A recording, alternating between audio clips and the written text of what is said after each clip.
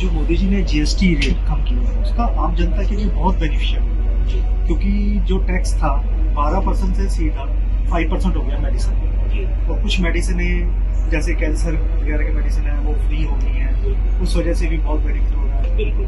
और एमआरपी जो थी वो कम हो गई है, जीएसटी भी कम हुआ है, एमआरपी भी कम हुई है।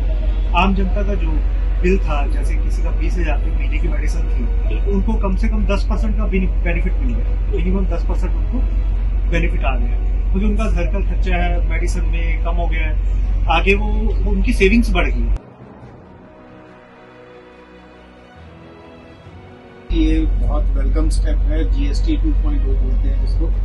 ये मच नीडेड था हमारे एनवायरनमेंट के लिए, क्योंकि हर घर के अंदर दवाइयां तो लगी हुई है किसी न किसी बात में।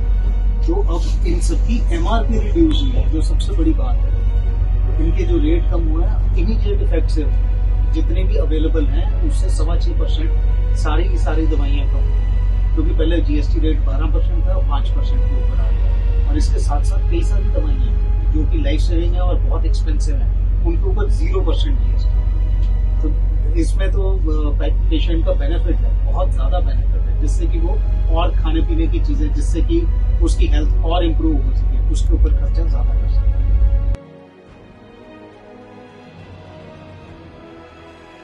तो ये प्रतिक्रिया है हमारे एक दुकानदार भाई की, जो कि मेडिसिन का भी काम करते हैं। उनको भी लगता है कि जो मोदी जी ने जीएसटी में सुधार किया है, ये स्वास्थ्य सेवा के लिए बहुत महत्वपूर्ण कदम है। स्वास्थ्य हर घर तक पहुंचेगा।